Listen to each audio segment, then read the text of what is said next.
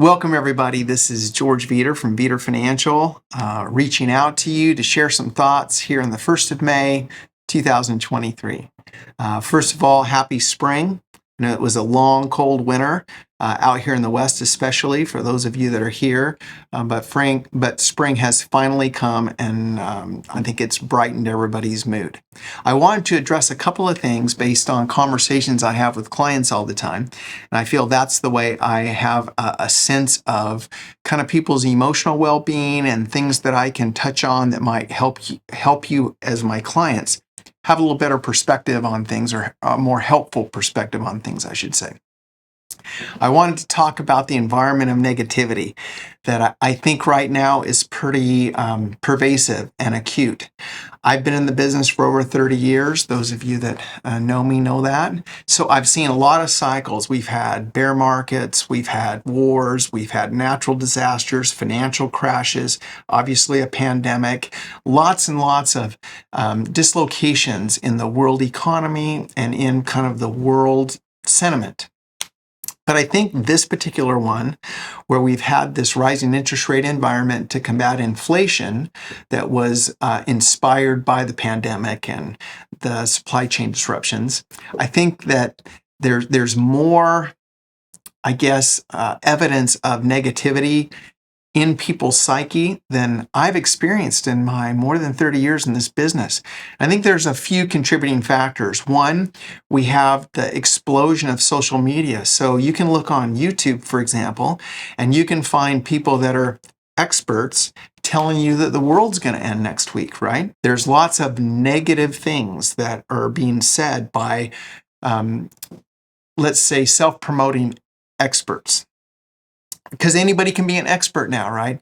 We can get a social media following, and no matter what our true credentials are or how much factual basis we have for our thesis, we can promote that as if it's the gospel truth. And I think that's been harmful for a lot of people, right? Listening to the wrong voices that are more prevalent now than have ever been. But according to Penn State, 91% of the things that we worry about never come to pass. 1 out of 4 people that were in their study, none of the things that they worried about came to pass. So, and the 9% of the things that we do deal with that we worry about, beyond the 91% that never come to pass, most of that is much less negative than what we thought it would be in our lives.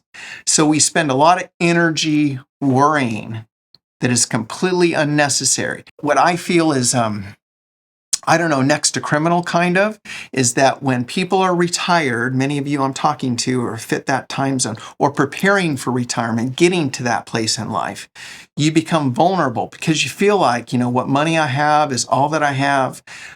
You realize that you're not going to live forever. So mortality starts changing as far as your perspective to mortality.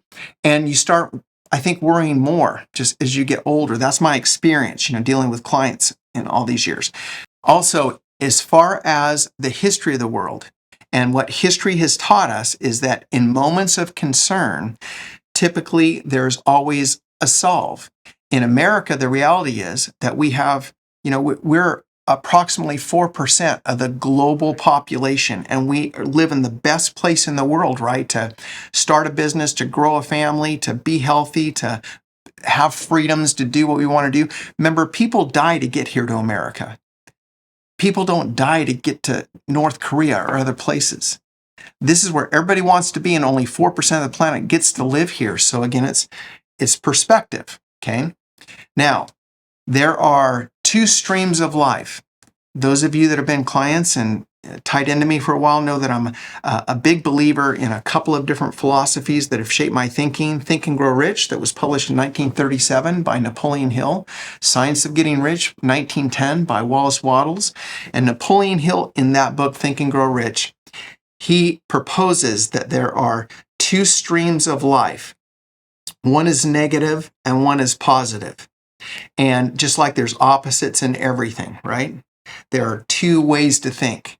And if we don't put ourselves into that positive stream that takes us to where we want to go in life, we default to that negative stream that takes us not to where we want to go, to poverty, ill health, and to bad outcomes. Okay. The pessimistic stream, or the stream of pessimism, is something that we conscientiously have to keep ourselves out of, because no good thing happens by being overly pessimistic, right? And only positive things happen by maintaining an attitude of positivity or optimism, which is faith in something good that's going to happen that we can't see yet.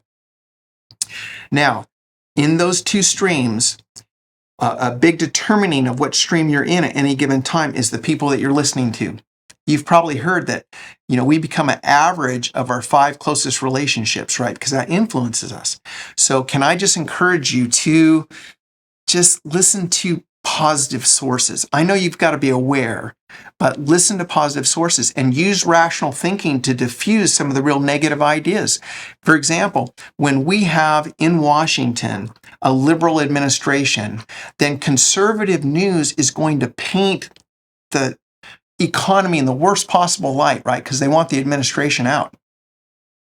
Opposite is true. When we have a conservative administration, then the liberal media is going to make the world seem like it's falling apart because of that conservative administration.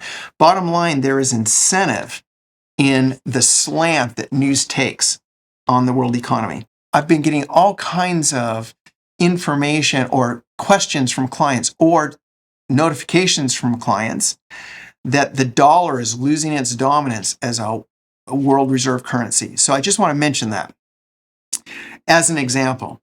Okay, first of all, I just looked at the statistics this morning, and the world currency system is made up of several currencies. We have been the dominant member of the world reserve currency system for a long time. About 58% of the world reserve currency is the United States dollar. The next most dominant currency is the euro, which is 20%.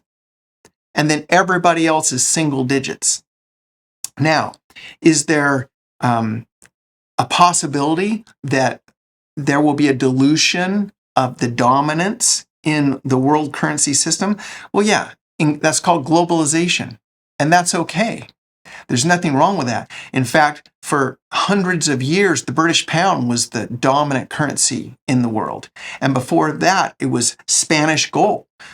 So the US dollar as free enterprise grows as a world and global presence and way of doing business, there will be some, diversification of currencies that are used in the world reserve currency system. And that's not a horrible thing. There actually are benefits, more benefits in my mind than negatives as we globalize. So let's stay positive. Life doesn't give you what you deserve, but it gives you what you expect. So let's expect good things.